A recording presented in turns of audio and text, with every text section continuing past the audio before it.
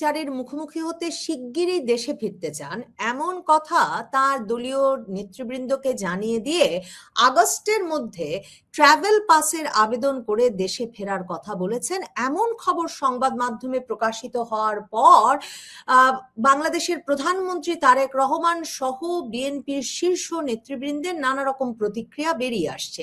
বিএনপির সরকারের স্বরাষ্ট্রমন্ত্রী সালাউদ্দিন আহমেদ তিনি বলেছেন যে ট্রাভেল পাস নয়, তার সরকার প্রত্যর্পণ চুক্তির মাধ্যমে ভারতের সঙ্গে তাদের যে চুক্তি আছে সেই চুক্তির মাধ্যমেই শেখ হাসিনাকে ফেরত নিতে চায়। কিন্তু শেখ হাসিনা ট্রাভেল পাসের আবেদন করলে সেই ট্রাভেল পাস দিতে বিএনপির আপত্তি কোথায়? পর্যবেক্ষকরা বলছেন, বিএনপির ভেতরের খবর যে বিএনপি মনে করে যে যদি শেখ হাসিনা ট্রাভেল পাস নিয়ে বাংলাদেশে ফেরেন তাহলে যে রাজনৈতিক জোয়ারের সৃষ্টি হবে সেটা একরকমের ফাঁদ হয়ে দাঁড়াবে বিএনপির জন্য। সত্যি কি বিএনপি শেখ হাসিনার দেশে ফেরা ঠেকাতে পারে? শেখ হাসিনা ট্রাভেল পাস চাইলে সেই ট্রাভেল পাস না দেওয়া কি সরকারের জন্য একটা আইনি উপায় হবে? এসব নিয়ে আলোচনায় আমার সঙ্গে যুক্ত হয়েছেন আওয়ামী লীগ নেতা, সাবেক মন্ত্রী এবং আইনজীবী ব্যারিস্টার রেজাউল করিম।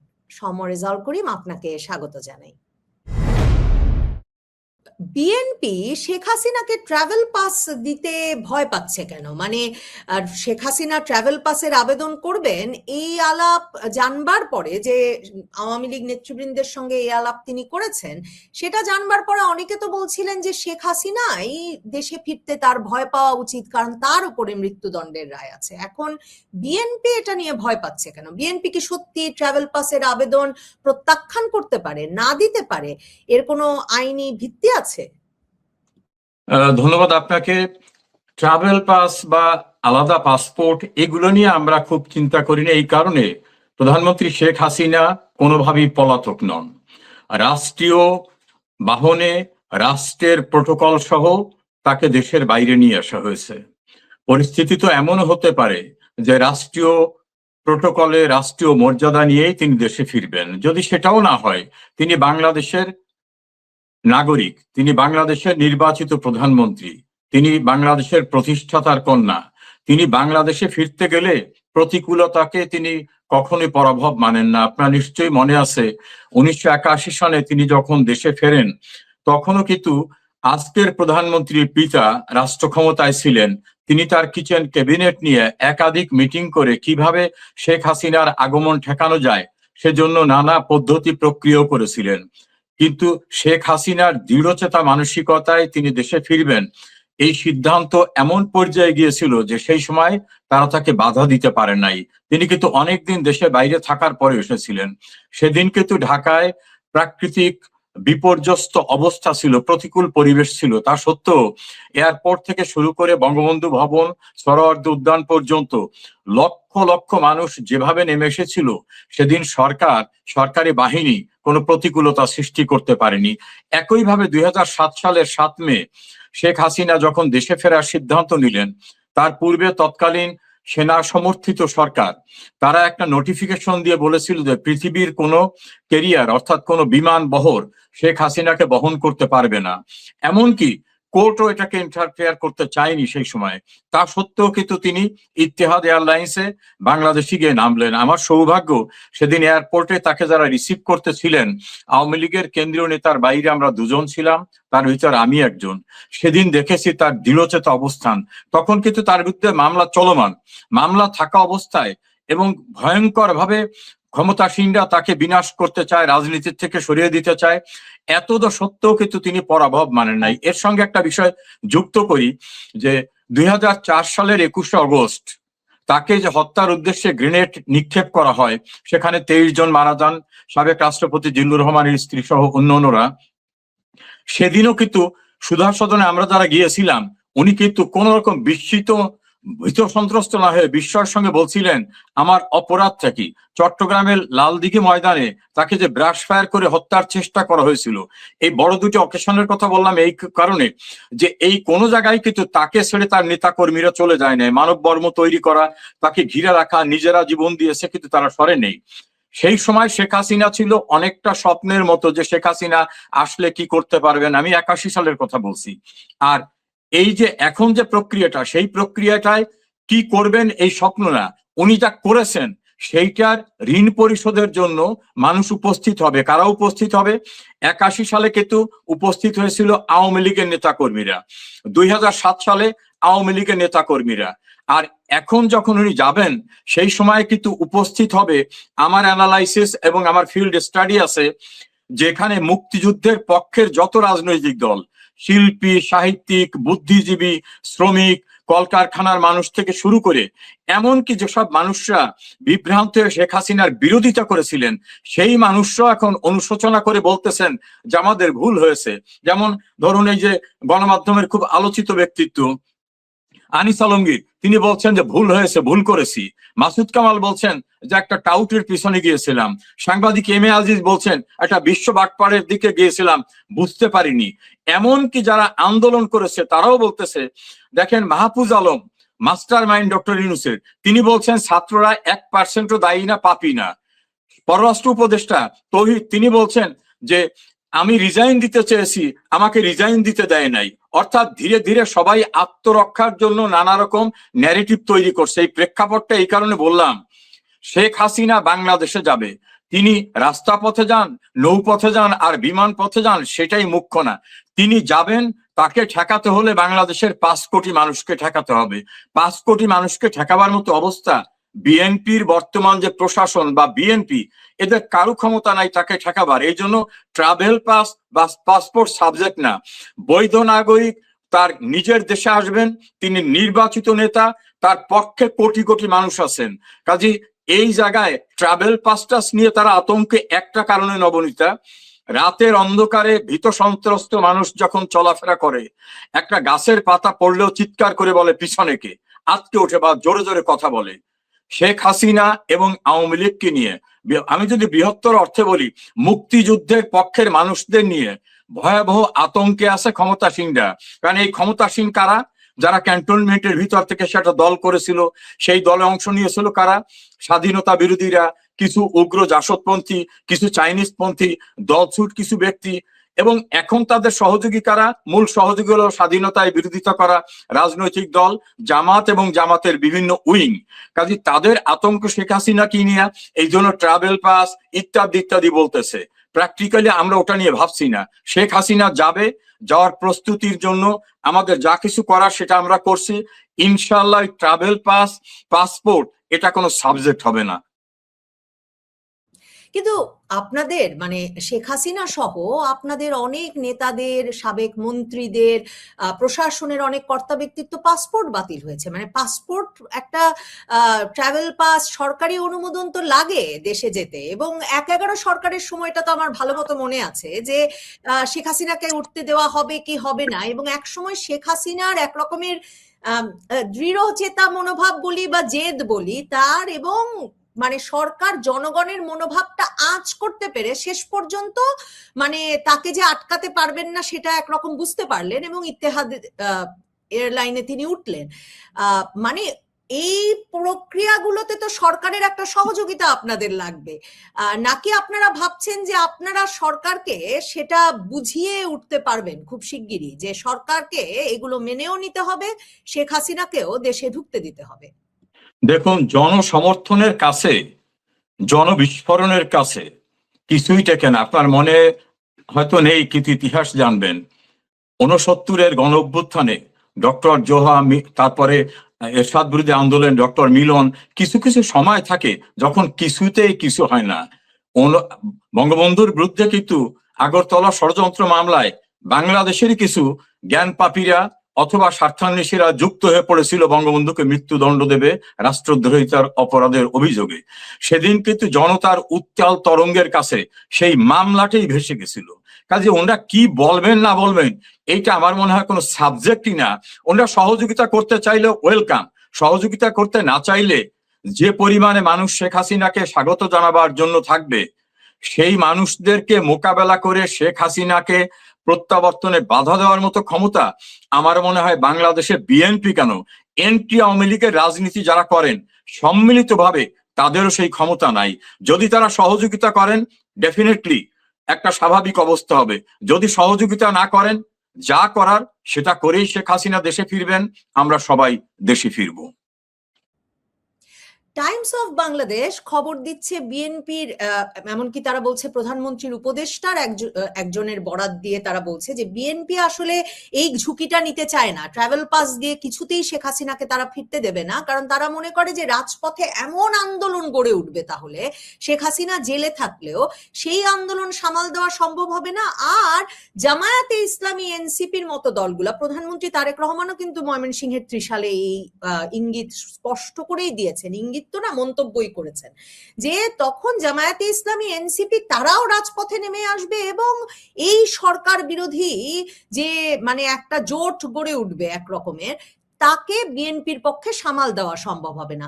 আবার দেখেন আসিফ মাহমুদ সজীব ভুইয়া, তারা তো কদিন আগেও বললেন যে তারা যা ভায়োলেন্স করেছেন 2024-এ সেটা মানে মনে করে যাতে কেউ তাদেরকে আর ভায়োলেন্স দেখাতে না যায়। এখন আওয়ামী লীগ যদি আবার রাজপথে নামে, জামাত, এই আসিফ মাহমুদ সজীব ভুইয়া, তরুণেরা, এই তরুণ দল, এই সব মিলিয়ে তো পরিস্থিতি ভীষণ সহিংস হয়ে উঠবে। সরকার আপনাদের ঢুকতে দিতেই বা পারে কি করে? দেখুন, আমরা সহিংস মনে করি না এই কারণে, 2024 সালের ঘটনাটা ছিল সম্পূর্ণরূপে পরিকল্পিত, সুপরিকল্পিত ষড়যন্ত্র, নাশকতা এবং সন্ত্রাসী ঘটনা। কোনোভাবে এটা গণ অভ্যুত্থান ছিল না, ছাত্র অভ্যুত্থান ছিল না। এটা যারা সেদিন করেছে তারাও টেলিভিশন সহ বিভিন্ন মিডিয়ায় ইন্টারভিউ দিয়ে বলছে যে আমাদের টার্গেট ছিল শেখ হাসিনা, এবং তারা ইন্টারভিউ দিয়ে কথাও বলছে যে আমরা 15 বছর যাবৎ পরিকল্পনা করছিলাম। এবং তাদের যে ক্যাপ্টেন ডক্টর ইউনূস, তিনি ক্লিনটন ফাউন্ডেশনে গিয়ে বলছেন nothing was happened suddenly, it was through a meticulous design. কাজে এটা একটা ষড়যন্ত্র ছিল। সেই ষড়যন্ত্রকে মোকাবেলা করার জন্য হয়তো সেই সময় প্রশাসনে যারা ছিলেন তাদের উপরে বেশি নির্ভর করা, এবং তারা হয়তো বিশ্বাসঘাতকতা করেছেন অথবা দায়িত্ব পালন করেন নাই। সেদিন যদি আওয়ামী লীগ মোকাবেলা করতে চাইতো সাংগঠনিকভাবে, আওয়ামী লীগ রাস্তায় থাকলে এই যে পিচ্চি বাচ্চা, এই সব নাবালকদের যে হুঙ্কার, যারা বলে আমরা ভায়োলেন্স করছি, এই ভায়োলেন্স করাদের অস্তিত্ব খুঁজে পাওয়া যাবে না। কারণ বাংলাদেশে শুধু পোড়ামাটি চেয়েছিলেন ইয়াহিয়া খান, ফিল্ড মার্শাল মোহাম্মদ আইয়ুব খান, এবং পাকিস্তানের সেনাবাহিনী ছিল দুর্ধর্ষ সেনাবাহিনী। তাদের অক্সিলারি ফোর্স ছিল আরো ডিসপারেট, মুসলিম লীগ, জামাত ইসলাম, অন্যরা। তারাই টেকে নাই। আর কোথায় আসিফ মাহমুদ সজীব ভুইয়া, নাহিদ? এখন তো তারা নিজেরাই অপরাধীরা, আত্মরক্ষার জন্য বিভিন্ন অজুহাত দিয়ে বলতেছেন, তাদের মাস্টার মাইন্ড বলতেছে ছাত্ররা দায়ী না, ওল্ড হ্যাগাররা করছে, ছাত্র 1% দায়ী না। নিজেরা যার যার, ওই যে আর একজন চিন্তক, আর একটা বদমাশ বুদ্ধিজীবী ফরহাদ মজহর, তার স্ত্রী বলতেছে আমি কিছু জানতাম না। এই যারা যারা আত্মরক্ষার চেষ্টা করতেছে, আমরা কোনো ভায়োলেন্সের কথা ভাবি না। আমার ন্যায়সঙ্গত অধিকার, আমি বাংলাদেশের নাগরিক, আমি বাংলাদেশে ফিরবো। আমাকে যদি কেউ ফিরতে না দেয়, আমাকে যদি আঘাত করতে চায়, তাহলে আপনি ল ব্যাকগ্রাউন্ডের মানুষ, আত্মপক্ষ সমর্থনের সুযোগ আমার আছে। বাংলাদেশের দণ্ডবিধিতে বলা আছে আমাকে যদি কেউ হত্যা করতে চায়, আমি যদি জীবন নাশের মুখোমুখি হই, আমি প্রয়োজনে তাকে হত্যা করে আমাকে নিজেকে রক্ষা করতে পারবো। ল আমাকে সেটা দিয়েছে। কাজে কারা কোন ভায়োলেন্সের হুমকি দিল এই নাবালকদের, এই ইউনূসের টিমকে, এগুলোকে আমরা কোনো পাত্তা দেই না। যদি সরকার মনে করে যে আমাদের সংঘাতের দিকে ঠেলে দেবে, আমরা অধিকার প্রতিষ্ঠার জন্য প্রতিরোধ করতে আইনসঙ্গতভাবে অধিকারী, এবং আওয়ামী লীগের ইতিহাস আছে যে এরকম পরিস্থিতি মোকাবেলা করেই আওয়ামী লীগ কিন্তু তাদের অর্জন, যা কিছু বাঙালির অর্জন, সবটাই আওয়ামী লীগ আনতে সক্ষম হয়েছে। আপনারা ঠিক কিভাবে, মানে আওয়ামী লীগ নেতৃবৃন্দ, আপনাদের সভানেত্রীর এই যে সিদ্ধান্ত যে উনি ঢাকা ফিরবেন, বাংলাদেশে ফিরবেন, বিচারের মুখোমুখি হবেন, সেটার মধ্যে আপনারা মানে ঝুঁকি দেখছেন না? মানে তার উপর তো একটা মৃত্যুদণ্ডের রায় আছে এবং আইনে তো কোনোভাবেই শেষ পর্যন্ত প্রত্যর্পণ করতে ভারত সরকার রাজি হবে না। তার মানে আমি খবরের কাগজে পড়ছিলাম যে এরই মধ্যে মানে শেখ হাসিনা ভারত সরকারকেও জানিয়েছেন যে তিনি ফিরতে চান, কিন্তু প্রত্যর্পণের মাধ্যমে ভারত সরকার তো ফেরাবে না, কারণ একদিকে এটা রাজনৈতিক উদ্দেশ্য প্রণোদিত মামলা বলেই মানে আইনের চোখে স্বীকৃত হবে, তারপর যেভাবে যে ধরনের সাক্ষ্য প্রমাণে শেখ হাসিনাকে ফাঁসি দেওয়া হয়েছে, কিংবা মানে আমার ক্ষুদ্র জ্ঞানে বুঝি আমি যে ধরনের রায় লেখা হয়েছে, সেই রায় পড়ে ভারতের সুপ্রিম কোর্ট সিদ্ধান্ত নেবে যে মৃত্যুদণ্ডের আসামি শেখ হাসিনাকে প্রত্যর্পণ করা হবে, সেটা তো একটা অবিশ্বাস্য ব্যাপার। তার মানে সালাউদ্দিন আহমেদ যখন বলছেন তারা প্রত্যর্পণ চান, তখন আসলে তো তারা শেখ হাসিনাকে ফেরত চান না। তাহলে একদিকে আপনারা ঝুঁকিটা বিবেচনা করেছেন কিনা, আর প্রত্যর্পণ তো হবে না, অন্য পদ্ধতিতেই তো তার মানে শেখ হাসিনাকে দেশে ফিরতে হবে।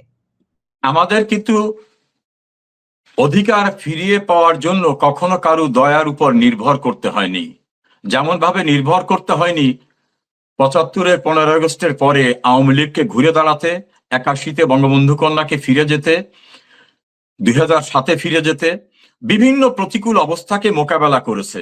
এখন আপনি যেটা বলছেন যে ঝুঁকি আছে কিনা, ঝুঁকি তো থাকবে। ওই যে একটা শব্দটা প্রপার হবে কিনা জানি না, যে সমুদ্রে পেতেছি শয্যা শিশিরে কি ভয়। তো যেখানে আমাদের নেত্রীকে সাজানো মামলায় মৃত্যুদণ্ড দেয়া হয়, এই জাতীয় মৃত্যুদণ্ড কিন্তু বঙ্গবন্ধুকে দেশের ভিতরে না দেশের বাইরেও দিয়েছিল। মিয়ানওয়ালী কারাগারে বঙ্গবন্ধুকে মৃত্যুদণ্ড কার্যকর করতেও চেয়েছিল। বঙ্গবন্ধু কিন্তু সেখানে সারেন্ডার করেনি। শেখ হাসিনাকে অন-11 সরকাররা জোর করে বাইরে পাঠিয়ে দিতে চেয়েছিল, অন্যথা তার বিচার হবে, তিনি সারেন্ডার করেননি। ২১শে আগস্টের হত্যা প্রচেষ্টা মামলায় বিচারপতি জয়নাল আবেদিনকে দিয়ে সাজানো নাটক তৈরি করে জজ মিয়া কাহিনী তৈরি করা হয়েছিল।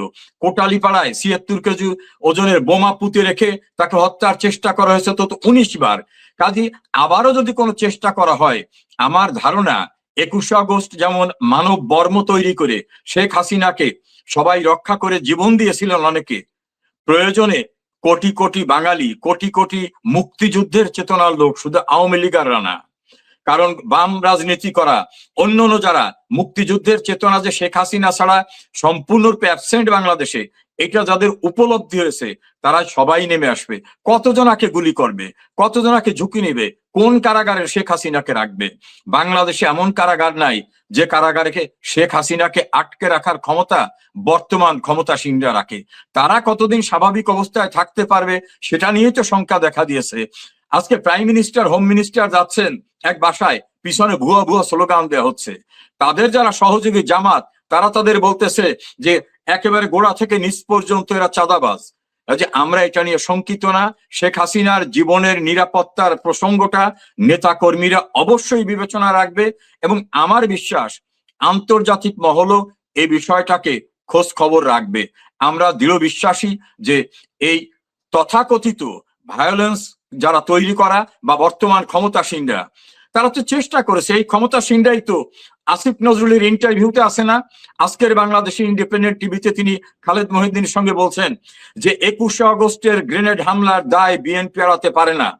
তিনি ইঙ্গিত করে যার কথা বলছেন তিনি আজকে প্রাইম মিনিস্টার। কাজে ওই ২১শে আগস্ট হত্যার চেষ্টা করা হয়েছে, চট্টগ্রামে করা হয়েছে, আরো ১৯ বার করা হয়েছে, আবারও তারা করতে পারে। উপরে একজন আছেন, মৃত্যু কখন হবে সেটা সিদ্ধান্তদাতা আল্লাহ রব্বুল আলামিন, কিন্তু শেখ হাসিনার পাহারা দেবার জন্য তারেক জিয়ার বা বর্তমান ক্ষমতাসীন দলের প্রশাসনকে প্রয়োজন হবে না। কোটি কোটি মানুষ আছে শেখ হাসিনার পাহারাদার। ইনশাআল্লাহ এটা নিয়ে আমরা শঙ্কিত না। এই যে মানে আপনারা যে হঠাৎ করে এতটা আত্মবিশ্বাস পেলেন, হঠাৎ করে ২০২৬ সালের মে মাসে এসে আপনি আন্তর্জাতিক চাপের কথাও বলছিলেন, মানে শেখ হাসিনার ১৯৮১ সালের, আপনি আমাকে ঠিক করবেন, কিন্তু ১৯৮১ সালের ১৭ই মে যে তিনি ফিরতে পেরেছিলেন, তার পেছনে অনেক ক্ষেত্রেই অনেকেই ১৯৮০ সালের জানুয়ারিতে যে প্রেসিডেন্ট জিয়াউর রহমান, তারেক রহমানের পিতা, এবং তখন খালেদা জিয়াও তার সঙ্গে গিয়েছিলেন, প্রেসিডেন্ট জিয়াউর রহমান ভারত সফর করলেন এবং একটা দ্বিপাক্ষিক বৈঠক হলো এবং দুই সরকারের মধ্যে একটা সম্পর্ক তৈরি হলো।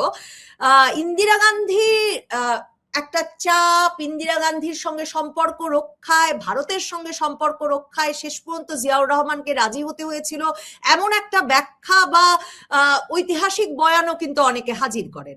মানে আমি যেটা বুঝতে পারছি না, তারেক রহমান সরকারের সঙ্গে তো ভারত সরকারের এখনো কোনো আলোচনার চ্যানেলই তৈরি হয় নাই। আপনাদের সঙ্গেও বিএনপির সম্পর্কটা একেবারেই নিশ্চয়ই ভেঙে পড়েছে, কারণ বিএনপি তো আপনাদের আইন করে রাজনৈতিক কার্যক্রম নিষিদ্ধ করলো। তো এই পরিস্থিতিতে মানে আপনারা সিগন্যালটা কোথা থেকে পেলেন যে এখনই সময় এই হুঙ্কার দেওয়ার যে ট্রাভেল পাস আবেদন করা হবে এবং আগস্টের মধ্যে আপনারা দেশে ফিরবেন, মানে আপনাদের নেতা কর্মী সমর্থকেরা প্রস্তুত? আমাদের সিগন্যালটা হলো, বাংলাদেশের একটা শ্রেণীকে বিভ্রান্ত করা হয়েছিল শেখ হাসিনার বিরুদ্ধে। মেটিকুলাস ডিজাইনে সেই সময় বড় একটা দেশের ফান্ড নিয়ে শিক্ষক, সাংবাদিক, শিল্পী, তৃতীয় জেন্ডারের সবাইকে নিয়ে একটা বিভ্রান্ত সৃষ্টি করা হয়েছিল। সেই মানুষগুলো যখন রাস্তায় দাঁড়িয়ে বলতেছে, যখন দেখি রিক্সাওয়ালা বলে শেখ হাসিনাকে দরকার, যখন দেখি গার্মেন্টসের শ্রমিক বলে জীবন গেলে শেখ হাসিনাকে চাই, যখন দেখি অশীতিপর বৃদ্ধ কৃষক বলে জীবন দিয়ে দেবো তখন শেখ হাসিনাকে চাই, যখন দেখি লাল বদরদের মুখপাত্ররা টেলিভিশনে বিভিন্ন জায়গায় বলে শেখ হাসিনা ছাড়া এদেশকে রক্ষা করা যাবে না, তখন বুঝি বাংলাদেশের মানুষ যারা শেখ হাসিনার বিরুদ্ধে বিভ্রান্ত হয়েছিল সেই মানুষরাও এখন ফিরে দাঁড়িয়েছে। একটা সময় কিছু কিছু বাম ঘরানার অন্যরা বলতো মুক্তিযুদ্ধের চেতনা বিক্রি করে শেখ হাসিনা ক্ষমতায় থাকার জন্য, কেউ কেউ বলতো জুজুর ভয় দেখায় আমেরিকা এসে সেন্ট মার্টিন দখল করবে, এই করবে ওই করবে। তারাই এখন বলতেছে যে শেখ হাসিনা সঠিক ছিল। তা শেখ হাসিনা সঠিক ছিল এইটা দেশে 3/4 মানুষ, 4/3 মানুষ এখন উপলব্ধি করছে। তাদের উপলব্ধি এবং যারা আওয়ামী লীগ করে না কিন্তু মুক্তিযুদ্ধের বিভিন্ন দল করে, কেউ দল করে না, কেউ মুক্তিযোদ্ধা সংসদ করে, কেউ ছায়ানট করে, কেউ শিল্পী সাহিত্যিক বিভিন্ন ফোরামে আছে, সমস্ত মানুষ যখন বুঝতে পারছে যে তাদের পরিত্রাণদাতা, তাদের ভাগ্যের পরিবর্তন করতে হলে, মুক্তিযুদ্ধের বাংলাদেশকে রাখতে হলে, হিন্দু মুসলিম বৌদ্ধ খ্রিস্টানের বাংলাদেশকে রাখতে হলে, ডেভেলপমেন্টকে কন্টিনিউ করতে হলে শেখ হাসিনার বিকল্প নাই, তখন আমরা বুঝি যে মানুষের চৈতন্যোদয় হয়েছে। যারা ভুল বুঝেছিল তারাও এখন অনুতপ্ত, অনুশোচনার ভিতরে আছে। না হলে মাহফুজ আলম বলে ছাত্ররা 1% দায়ী না। তৌহিদ পররাষ্ট্র উপদেষ্টা তিনি বলেন যে আমি ছেড়ে আসতে চেয়েছি, আমাকে ছাড়তে দেয় নাই। ফরহাদ মজহারের স্ত্রী বলে আমি অনেক কিছু জানতাম না। এই সিনারিও থেকে আমাদের সিগন্যাল হয়ে গেছে যে বাংলাদেশের মানুষের আত্মা শেখ হাসিনা। পররাষ্ট্র উপদেষ্টা সাক্ষাৎকারটা দিয়েই শেষ করি, যে এই তো সবে বের হলো, আপনিও তার মানে শুনেছেন, আমিও কিছু অংশ শুনছিলাম। উনি বলেছেন ডিপ স্টেট জড়িত না এমন কোনো ঘটনা ঘটতেই পারে না, মানে 2024-এর জুলাই আগস্টেও ডিপ স্টেট নিশ্চয়ই সক্রিয় ছিল। এবং তিনি আবার ভবিষ্যৎবাণী করেছেন যে ডিপ স্টেট সবসময় মানুষ যেদিকে যায় শেষ পর্যন্ত সেদিকে গিয়ে ম্যানিপুলেট করে। তো এবং ভবিষ্যৎবাণী করেছেন যে আপনারা মানে আওয়ামী লীগ নাকি আগামী নির্বাচনটা কবে সেটা বলেন নাই, আগামী নির্বাচনে নিশ্চিতভাবে অংশগ্রহণ করবেন বলে উনি মনে করেন। এখন ডিপ স্টেট আপনাদের পক্ষে চলে এসেছে নাকি? আর ডিপ স্টেট আমাদের পক্ষে কিনা জানি না। আমাদের ডিপ স্টেট হচ্ছে বাংলাদেশের মানুষ। বাংলাদেশের মানুষের সেন্টিমেন্টের বাইরে গিয়ে কোনো দেশ কিছু করতে পারবে না। তারা যতটা আশা করেছিল বাংলাদেশ থেকে নেবে, অনেক কিছুই নির্বাচনের কদিন আগের চুক্তিতে নিয়েছে। আর যে সম্ভব না, আর যারা বিকল্প আছে তাদের জঙ্গি উত্থান নিশ্চয়ই ডিপ স্টেট ওয়ালার চাইবে না। আর তহিদ সাহেবের ওই জায়গাটা খুব প্রণিধানযোগ্য। মানুষের সেন্টিমেন্ট দেখে ডিপ স্টেট তাদের পলিসি পরিবর্তন করে।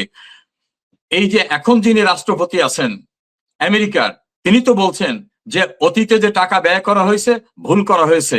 আমি গণমাধ্যমে দেখলাম তাদের একজন গুরুত্বপূর্ণ ব্যক্তিও বলতেছেন যে রেজিম চেঞ্জে আমাদের পার্টিসিপেট করে যেটা করা হয়েছে সেটা ভুল করা হয়েছে। মানুষের সেন্টিমেন্ট তারা যদি না বোঝে, মানুষের সেন্টিমেন্টের এগেনস্টে গিয়ে কিন্তু 71 সালে এই ডিপ স্টেট ওয়ালারা পশ্চিম পাকিস্তানিদের পক্ষে ছিল। সেদিন কিন্তু তারা বাঙালির মুক্তিযুদ্ধকে ঠেকিয়ে রাখতে পারে নাই, তাদের নৌবহর পাঠিয়েও ঠেকিয়ে রাখতে পারে নাই। ফলে ডিপ স্টেটকেও বুঝতে হবে মানুষ কি চায়। মানুষের বাইরে গিয়ে চেষ্টা করে লাভ হবে না। তৌহিদ সাহেব বোধহয় সঠিক বলেছেন। আমার বিশ্বাস আমাদের ডিপ স্টেট হচ্ছে বাংলাদেশের মানুষ। শেখ হাসিনা স্পষ্টভাবে বলছিলেন যে একটি দেশের যদি চাওয়া আমি পূরণ করি, আমি আবার ক্ষমতা আসতে পারবো, আবার থাকবো, কিন্তু আমি শেখ মুজিবের মেয়ে, আমি বাঙালির অধিকার বিসর্জন দিয়ে ক্ষমতায় থাকবো না। আজকে সবাই বলতেছেন শেখ হাসিনা অনেক দূরের দৃষ্টিতে সবকিছু বুঝেছিল, তিনিই দেশপ্রেমিক। অসংখ্য ধন্যবাদ সম রেজাউল করিম আপনাকে।